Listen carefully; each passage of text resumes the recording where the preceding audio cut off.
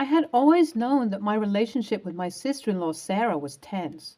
She was constantly belittling me and making passive-aggressive comments, and I had always tried my best to avoid confrontation with her. But things came to a head when Sarah accused me of owing her $10,000. I was taken aback, as I had never borrowed such a large amount of money from her. However, Sarah was insistent, and my husband seemed to believe her. I knew that Sarah had always been jealous of my relationship with her brother, and I couldn't help but wonder if this was some kind of twisted attempt to undermine our marriage. But I refused to let her get the best of me. I confronted Sarah, calmly explaining that I had never borrowed any money from her and that her accusations were baseless. But she refused to back down, insisting that I pay her back immediately. To make matters worse, my husband seemed to be taking Sarah's side. I couldn't understand why he would believe her over me, his own wife. It felt like he was choosing his sister over me, and it hurt deeply. My husband's behavior only grew more infuriating as time went on. He withdrew money from my bank account. After he withdrew the $10,000 from my account, he told me with a smirk that he was going into town with the money. I demanded that he not touch my ATM card and give me back the money he had taken, but he only laughed and walked out the door. I couldn't believe what was happening. My husband was stealing from me, and he didn't seem to care much how he was hurting me. I knew I had to stand up to him and put an end to this madness. I tried calling and texting him repeatedly, but he refused to answer. Finally, I decided to take matters into my own hands. I went to the bank and canceled my ATM card to prevent him from making any further withdrawals. When my husband finally came home, I confronted him about what he had done. I told him in no uncertain terms that I would tolerate his behavior any longer. I demanded that he give me back the money he had taken and apologize for betraying my trust. At first, my husband tried to deny everything, but I could see the guilt written all over his face. He knew that he had messed up, and he knew that he had stolen from me. But I refused to let him off the hook that easily. I stood my ground, refusing to back down until my husband had made things right, but he didn't budge, not even an inch. He looked at me with a cold, steely glare and said that he was going to give the money to his sister no matter what. I felt a surge of anger inside me, but I tried to remain calm and reasonable. I told him that he couldn't just take my money and give it away to someone else, especially when the debt was false. But he just brushed me off, telling me that he didn't care what I thought and that his sister needed the money more than I did. I was seething with anger, and I couldn't believe that my husband was being so callous and selfish. It was like he didn't care about me at all, or our marriage for that matter. I fought him tooth and nail, trying to get him to see reason. I pleaded with him to give me back the money, but he just stood there with a smug look on his face, like he had all the power. I was enraged by his behavior. How could he treat me this way after all we had been through together? I felt hurt, betrayed, and humiliated all at once. But my husband just walked out again, leaving me alone and helpless. I felt like my entire world was falling apart, and I didn't know what to do. I took a deep breath and reached for my phone, feeling a knot form in my stomach. I knew what I had to do. I couldn't let my husband get away with what he had done. I dialed 911 and told them everything that had happened. The dispatcher listened patiently and assured me that they would send a unit to my house. I waited anxiously, my heart pounding in my chest as I sat on the couch with my eyes glued to the door. After what felt like an eternity, I heard the sound of a police car pulling up outside. I jumped up and rushed to the door, my heart racing with anticipation. The two officers who came to the door were friendly but firm as they questioned me about what had happened. I told them everything, holding nothing back. They listened attentively and took notes as I spoke, assuring me that they would do everything in their power to help me. As we talked, I could feel my husband's presence growing closer, and my nerves started to get the best of me. I knew that this was going to be the moment of truth, the moment when everything would come to a head. Just as I had predicted, my husband walked in the door a few minutes later, a look of shock and disbelief on his face as he saw the police officers in our living room. "What's going on here?" he demanded, his voice rising with anger. The officers calmly explained the situation to him, telling him that they had received a call from his wife and that they were there to investigate a possible theft. My husband was taken aback, clearly not expecting this turn of events. He stammered and tried to make excuses, but the officers were firm and insistent. They demanded that he hand over the money he had taken from my account, and he begrudgingly told them that the money was with his sister. They were not going to let him off the hook that easily. The shock on his face was palpable, and I could tell he was not expecting this turn of events. I watched as he was handcuffed and led outside to the waiting police car. He looked back at me with a look of fear and desperation, but I could only stare at him with the steely gaze that he had given me before. I was done with him and his lies. It was time for him to face the consequences of his actions. My husband begged me not to go through with it, saying that he would make things right and pay me back every penny he had taken. But I knew that I couldn't trust him anymore. He had betrayed me in the worst possible way, and I wasn't going to let him get away with it.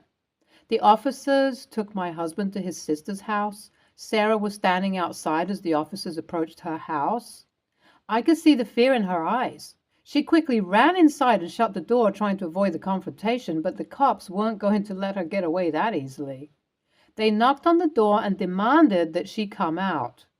Sarah hesitated, but eventually opened the door and was immediately confronted by the officers. She looked at her brother, handcuffed, and began to cry. She tried to explain herself, saying that she was just trying to help her brother, but the officers were not interested in her excuses. They demanded that she hand over the money that had been taken from my account. Sarah hesitated for a moment, but eventually handed over the cash, tears streaming down her face. But things were about to get worse for her. The officers then informed her that she was under arrest for being an accomplice in a robbery. She was shocked and couldn't believe what was happening. She protested and begged for mercy, but it was no use. The officers were just doing their job, and she was going to have to face the consequences of her actions. I couldn't help but feel a twinge of satisfaction as I watched her being taken away. She had caused me so much pain and suffering, and now it was her turn to face the music. I was relieved to have my money back, but my anger at my husband had not dissipated. I decided to press charges against both my husband and his sister. I wasn't going to let anyone get away with stealing from me. My husband pleaded with me not to go through with it, but I was not going to let them get away with what they had done. I was tired of being pushed around and taken advantage of. The police car drove away with Sarah and my husband in custody. The nightmare was finally over. Update 1. It has been a week since everything happened. As the sun rose the following day, I couldn't believe that my life had turned upside down in just a few hours. My husband and his sister were both in police custody, and I was left to deal with the aftermath of their actions. I knew I had to take action and fill out all the legal formalities as soon as possible.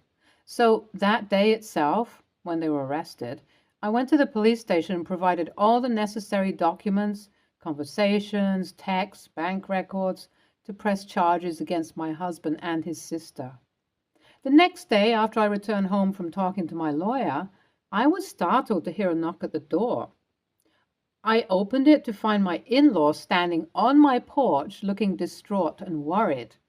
They begged me to drop the charges against their children, pleading with me to have mercy on them. I stood there, unsure of what to say. Despite the tension between my sister-in-law and me, I never imagined that things would go this far. And now my in-laws were asking me to forgive and forget.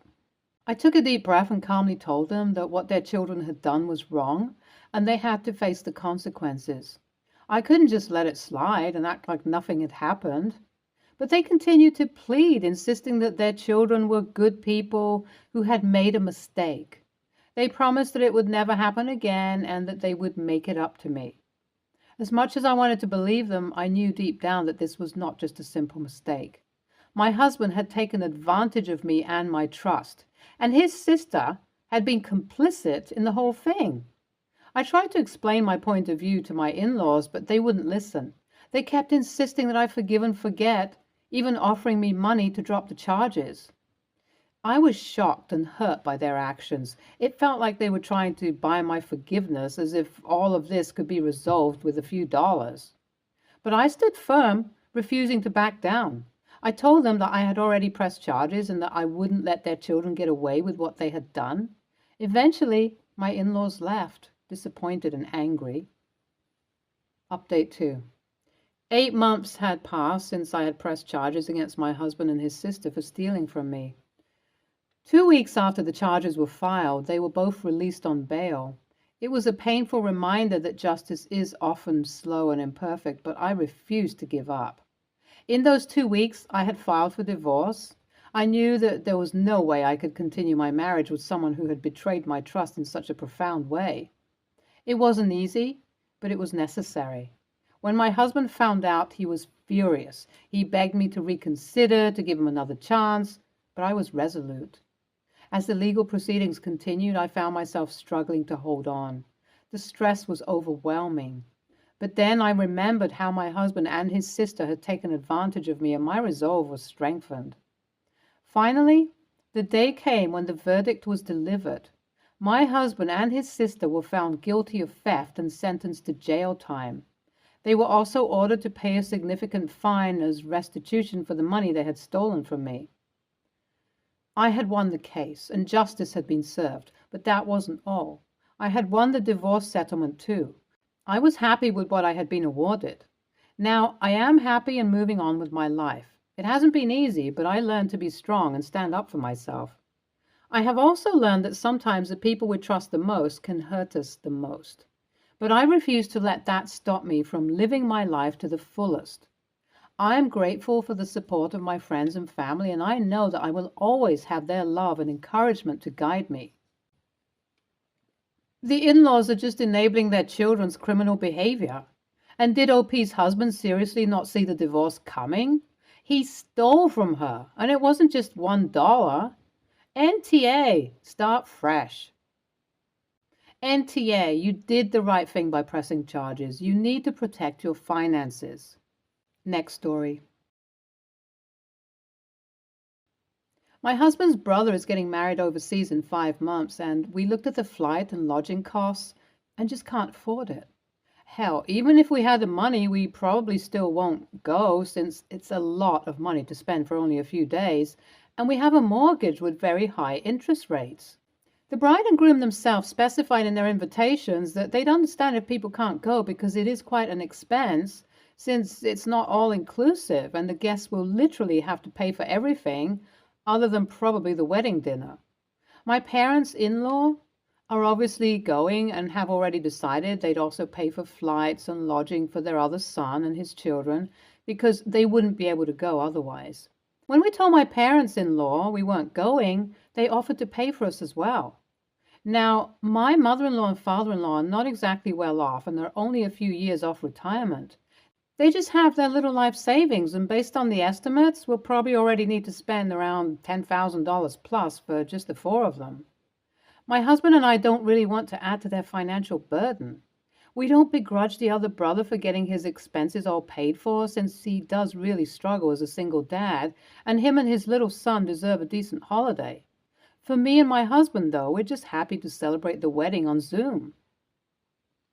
Of course, our parents-in-law didn't take this news lightly and would constantly ring us in order to guilt-trip us into going, since it would really upset them if we don't.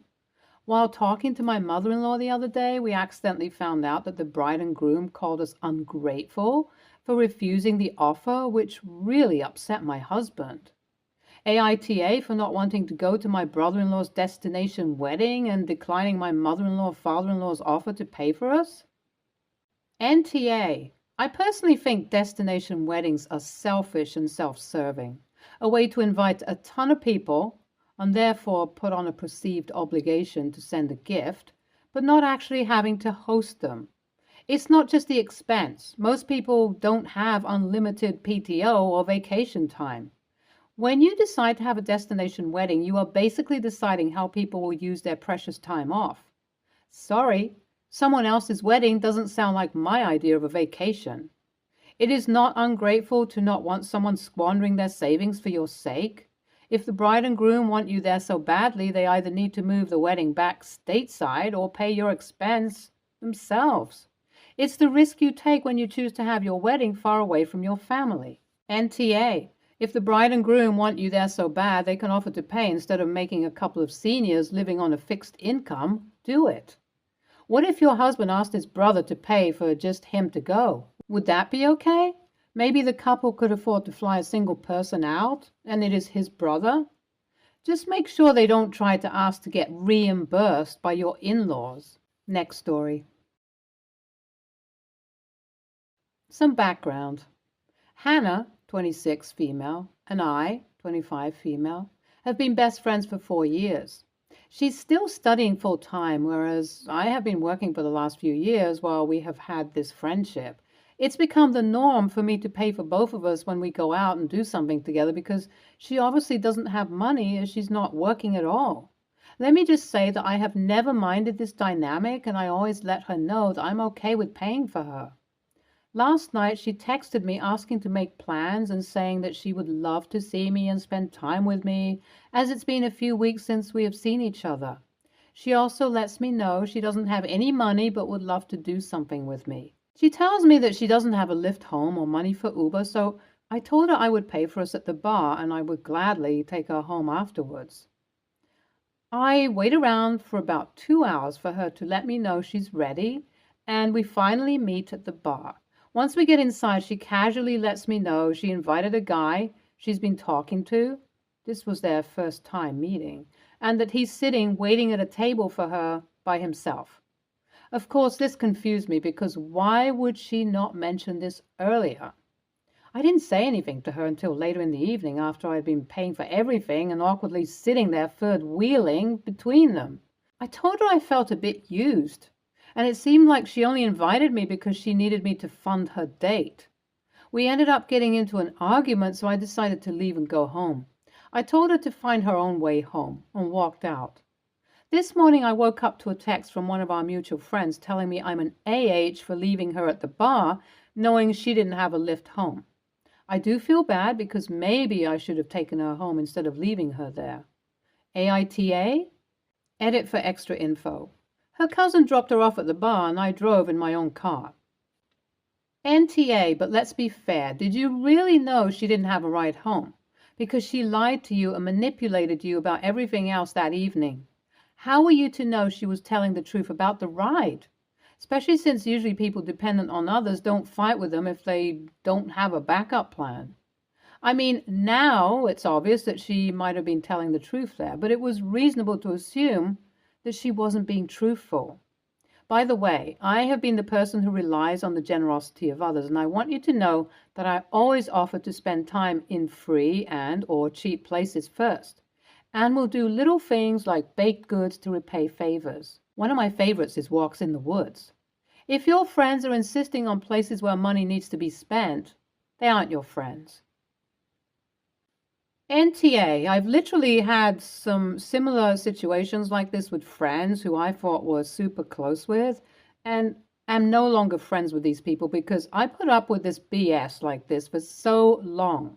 I finally stopped dealing with friends like this, and my life is so much better now. Maybe not as social on the regular, but I still get out there. And I actually enjoy drinking and meeting with new people. Maybe not best friends, but you'll see them around and it's almost better. Stay tuned for more stories from our girl relationships.